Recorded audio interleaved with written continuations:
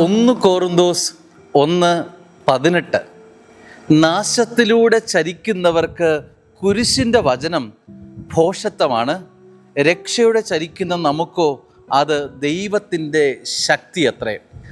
സ്നേഹമുള്ളവരെ, ഒരേ കാര്യം തന്നെ രണ്ടു പേർക്ക് രണ്ട് വ്യത്യസ്തതയിലാണ് അനുഭവിക്കാൻ സാധിക്കുക. നാശത്തിലൂടെ ചരിക്കുന്നവർക്ക് കുരിശിലെ വചനം അത് വെറും ഭോഷത്വമാണ്, മീനിങ്ലെസ്, അത് അർത്ഥവത്തല്ല എന്ന് പറയുക. പിന്നെ രക്ഷയിലേക്ക് നോക്കി യാത്ര ചെയ്യുന്ന വ്യക്തികൾക്ക് അത് ദൈവത്തിൻ്റെ ശക്തിയും. ദൈവവചനത്തിനെ രണ്ട് സാധ്യതകളെ പറയുകയാണ്.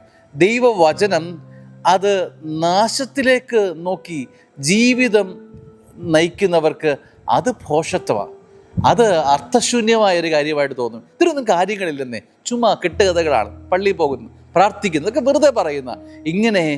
അങ്ങനെ കൃപയില്ലാത്തവർക്ക്, നാശം ജീവിതത്തിലേക്ക് വന്നു ചേർന്നവർക്ക്, സാത്താൻ്റെ കൂടപ്പറപ്പുകൾക്കെല്ലാം ഇത് വെറും നാശമാണെന്നും വെറും അർത്ഥശൂന്യമാണെന്നൊക്കെ പറയും, ചുമ്മാ കളിപ്പിക്കാനുള്ള പരിപാടിയാണ് എന്നൊക്കെ പറയും. എന്നാൽ സ്നേഹമുള്ളവരെ, രക്ഷയിലേക്ക് നോട്ടം വെച്ചിരിക്കുന്ന ജീവിതങ്ങൾക്ക് ഇത് ശക്തിയാണ്, ദൈവകൃപയുടെ ഉറവിടം, ബലപ്പെടുത്തുന്ന വിഷയങ്ങളാണ്.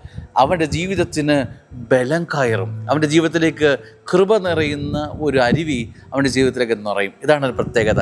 ദൈവവചനത്തിൻ്റെ കൃപ രക്ഷയിലേക്ക് നോക്കി നിൽക്കുന്നവർക്ക് ലഭ്യമാകുമെന്നതിൻ്റെ, ദൈവവചനത്തിൻ്റെ വലിയ ഉറപ്പ് സ്വീകരിക്കാൻ ഇന്നത്തെ പ്രഭാതം കനിയട്ടെ എന്ന് പ്രാർത്ഥിക്കുന്നു. അനുഗ്രഹമാവട്ടെ ഇന്നത്തെ ദിവസം. ആമേൻ.